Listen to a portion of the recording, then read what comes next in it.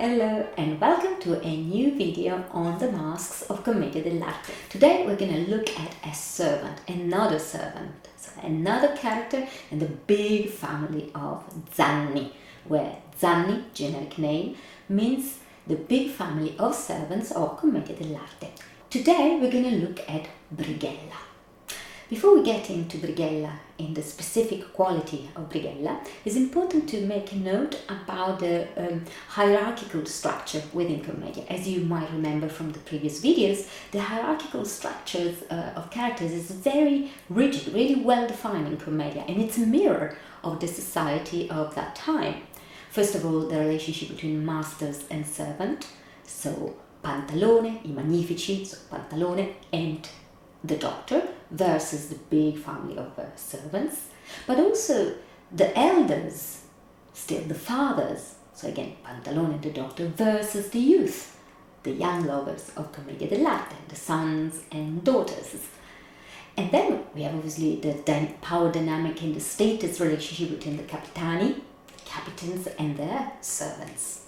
And now within the big family of Zanni we have also a hierarchical structures between first Zanni and second Zanni. The first Zanni is more cunning, astute, a bit more intelligent. The second Zanni, with lower status, is a bit more clumsy and naive. Brighella, the mask we're going to see today, is always a first Zanni. In fact, one of the major features of Brighella is his cunningness. It's very astute and an opportunist. That is, these are the main qualities and characteristics of Brighella. Brighella is quite an interesting character for many reasons. One of them is that, unlike the other servants, he made a clearer sort of trajectory in climbing the social ladder. He comes from Bergamo, like most of the other servants from the north of Italy. Arlecchino comes from Bergamo as well, as peasants' origins. But he managed to, his cunningness and his wittiness and his abilities to take advantage of any situation, he managed to climb a bit, as I said, the social ladder, and having control and manipulates the other Zanni.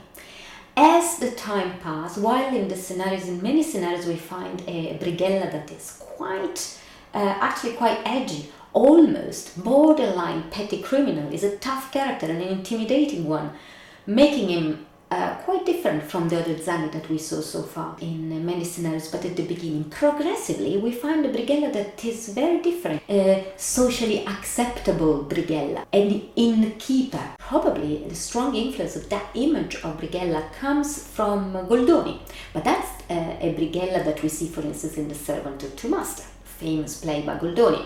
However, we have to remember that that play was written in the 18th century. So Brighella changed a lot throughout the centuries, and we can find different types of Brighella. Now I'm going to focus in the kind of more edgy Brighella here, the more grounded and dangerous, if you want, Brighella. Why am I doing that? Well, partly because the information that we get from the scenarios, but also from the kind of the pictures that we have of Brighella, seems to give that impression of quite an aggressive and almost dangerous character. In fact, he has a belt, and on his belt there is a dagger. His mask is very dark, often is olive green and brown, with big moustache and beard, and quite strong feature, quite intimidating features. Certainly not the playful mask that sometimes we find or naive mask that sometimes we find for Arlecchino or for Zanni. Let's focus on the physicality of the character. As usual, we start with the center of gravity, and as if you remember from the previous video, servants mean lower center of gravity. Lower center of gravity because it's still very earthy. It's rooted on the land, rooted on the ground. Brighella is strong, Brighella is tough, and is really well planted on the ground. So connect with this idea of a solid, masculine and muscular character, well grounded and planted on the ground. With that, we're going to look at animalistic qualities like we did for the other masks. Now here there are different ideas. Some people associate Brighella to a fox. Maybe we associate it as a human. Human is kind of, we associate fox with this idea of kindness, with the idea of opportunism. So in a sense we can see that, of like intelligence if you want, cunning and intelligent. Others even associate Brighella with the dog, a mastiff, being that aggressive and authoritarian maybe figure, at least in the realm of Zanni. I personally see it more as a mix between a fox and a cat. I still see the cat, but unlike Arlecchino, also I see it as a cat. But why Arlecchino is a very playful cat, a scatty cat, a very young and staccato, with Brighella is more the intelligent but calculating cat who can get what he wants, but always acting behind the scene, saving energy, rather than Arlecchino that tend to waste energy. So if we connect with this fluidity of a cat, I want you to think, maybe move the spine and find this fluidity. So what are the driving force of this cat-fox character? Well, personal interest. There's a personal interest related to what is here for me, being that money most time. After all, is survival. They're still servants. They have to survive. And there's the idea of making the most out of this situation, even if it's at the expenses of the other characters, primarily the poor servants that are less, let's say, intelligent than he is. Think about the fluidity, the mobility of the spine. And at the same time, a great the movement of your feet that can be fast. Usually the steps are small, and this idea of a malleable spine. What do we do in terms of posture? The pelvis rotate outward. Here we go.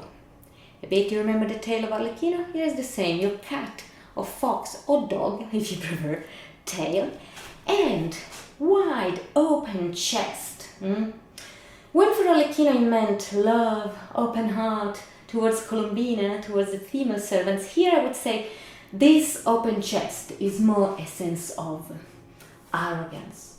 Yes, I'm here. I am Brighella and you don't mess up with me. So I would connect more with that element, the element of confidence. Another thing that you can do is to place your thumb inside. Imagine that he has, in fact, what he has traditionally is a leather belt. You can place your thumb inside your belt that I don't have, but you can imagine. And this could be the position for your Brighella. Legs are bent or straight, as you can see. And often you might find it in this position, with the feet quite close together or on top of each other, and the slightly bent torso to the side. I wonder if that has to do with the ambiguity of the character. This emphasis on the side movement of Brighella affects his walks. Let's see what happened with the walks of Brighella. We have a simple step. You can free your hands here.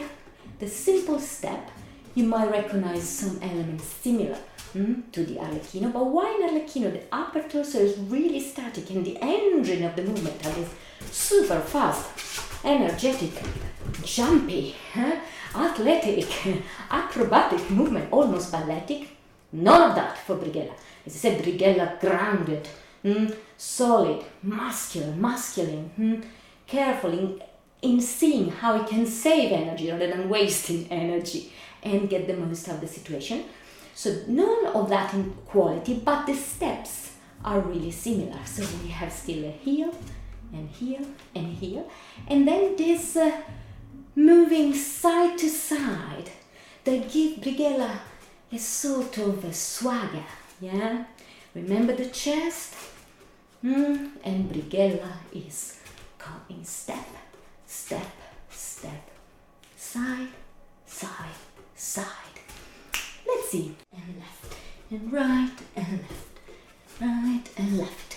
And swinging, clocking, remember? Clocking, direction, audience, something attract my attention. What's happening over there? And 1 and 2 and 1, 2 and 1 and 2. Let's see another possible walk for Brighella. 2 steps. You might remember, similar again to the Arlecchino, but again keep the swagger and keep that sort of fluidity and that sort of calculated attention that we didn't have with Arlecchino, that is scatty and playful and cat-like. So here, grounded, taking step by step. And remember the movement, this ambiguous swinging side to side. And how it is the second walk? Here's a step and kick, step and kick, step and kick, and step and kick. Let's see it in action. 1 and 2, and 1 and 2. And 1, 2, and 1, 2.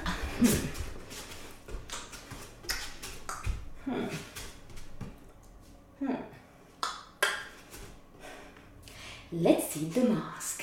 And this is the leather mask of Brighella. This is one example. It's brown. Often we find Brighella with olive green color. As always moustache, and often, at least in the drawing that we have, in the paintings that we have, the character also a beard. The features are quite strong. As you can see, he's quite a strong, intimidating character. One thing that I should mention is also something about the name Brighella. Briga in Italian means trouble, and attaccar briga is an expression, an idiomatic expression, that means to pick a fight. So again, it goes with this potentially edgy or threatening quality that Brighella can have, going back to, well, his cocky physicality, his cunningness, the dagger, and all these elements. So let's see how we can work with the mask. A very short example, a little entrance with Brighella. Oh, yeah. Whoa. Easy. You tell me what to do, you give me a bit of cash and sort it. Eh? You know? Yeah. Wow. Look at that. Wow. Whoa.